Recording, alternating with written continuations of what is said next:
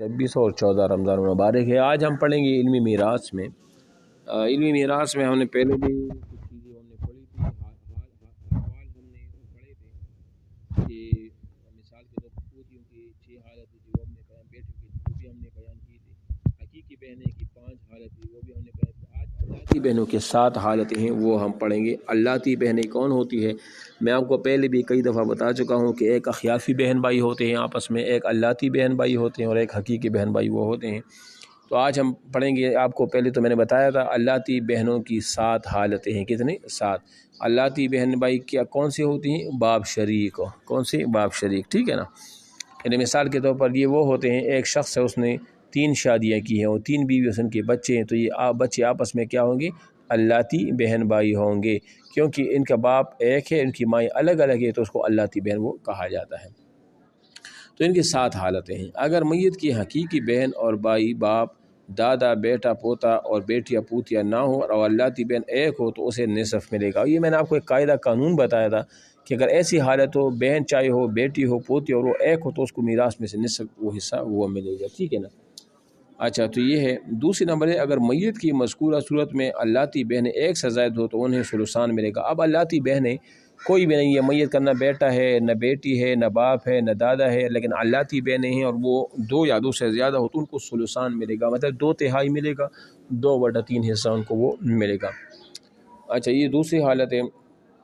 تیسری حالت یہ ہے، اگر پہلی اور دوسری صورت میں اللہ تی بہن کے ساتھ ایک حقیقی بہن بھی ہو تو اللہ تی بہن کو سدس۔ اب کیا ہوا کہ اب اس جو اللہ تی بہن ہیں ان کے ساتھ میت کا ایک حقیقی بہن بھی ہے۔ حقیقی بہن آپ کو پتہ ہے کہ ماں باپ شریک دونوں طرح سے جو وہ ہوتے ہیں، حقیقی بہن ہوتے ہیں۔ جس طرح ایک بندہ ہے، اس نے شادی کی ہے، ایک بیوی اس کی، اس کے جو بچے پیدا ہوتے وہ بچے آپس میں حقیقی بہن بھائی ہوں گے۔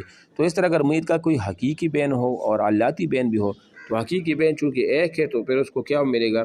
اس صورت میں چونکہ یہ ان کی حالت بیان ہو رہی ہے اللہ تی، تو پھر ان کو سدس ملے گا، یعنی مال کو 6 حصے کریں گے اور جو چھٹا حصہ ہوگا 1/6 وہ ان اللہ تی بہن کو وہ کیا ہوگا؟ وہ ملے گا، ٹھیک ہے نا۔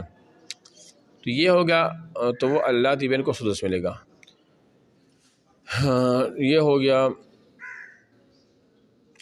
چوتھی نمبر حالت ہے، اگر اللہ تی بہنوں کے ساتھ میت کی اصول و فروغ نہ ہو اور حقیقی بہن ایک سے زائد تو اللہ تی بہنیں محروم ہوں گے۔ اب چونکہ پہلے تو اللہ تی، اس سے پہلے والے ہاتھ میں اللہ تی بہن کے ساتھ ایک حقیقی بہن تھی نا، تو اللہ تی بہنوں کو سدس مل رہا تھا۔ اب حقیقی بہنیں ایک سے زیادہ ہیں، تو ایک سے جب زیادہ ہے تو پھر ان کو تو ثلثان ملتا ہے، تو اس صورت میں جو اللہ تی بہن بھائی ہوں گے نا، یہ محروم ہو گئے، ان کو پھر میراث میں سے کچھ بھی نہیں وہ ملے گا، ٹھیک ہے۔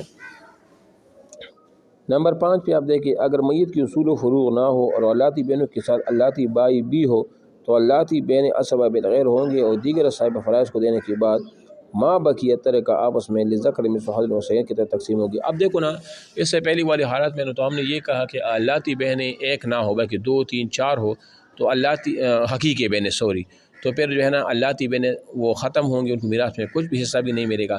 لیکن اسی صورت میں اگر حقیقی بہنیں 2 یا 2 سے زیادہ ہو اور ان اللہ تی بہنوں کا ایک اللہ تی بھائی بھی تھا تو پھر وہ اللہ تی بہنیں اب محروم نہیں ہوں گے، بلکہ وہ اپنے بھائی کی وجہ سے عصبہ مع الغیر بن جائیں گے، عصبہ جو ہے نا وہ عصبہ بالغیر ہوں گے، اور جب دیگر اصحاب فرائض کو جب میراث دیا جائے گا نا تو جو بچ جائے گا نا وہ آپس میں لذکر، یعنی ایک اللہ تی بھائی کو 2 اللہ تی بہنوں کے حصہ برابر وہ ملے گا، ٹھیک ہے۔ نمبر 6 پہ دیکھیں، اگر میت کی اصول و مذکر فروغ نہ ہو اور اللہ تی بہنوں کے ساتھ میت کی مؤنث اولاد لڑکی پوتی میں سے کوئی ہو تو اللہ تی بہنیں عصبہ مع الغیر بن جائیں گی، ٹھیک ہے۔ یہ 6 ہے۔ اور 7ویں نمبر یہ ہے، اگر اللہ تی بہنوں کے ساتھ میت کی مذکر اولاد لڑکا پوتا باپ دادا میں سے کوئی ہو تو اللہ تی بہنیں وہ محروم ہو جائیں گی، اس وقت ان کو کچھ بھی وہ نہیں وہ ملے گا، ٹھیک ہے۔ تو یہ ہوگی آج کے لیے اتنا ہی، وہ کافی، کل ماں کی حالت وہ پڑھیں گے، ٹھیک ہے۔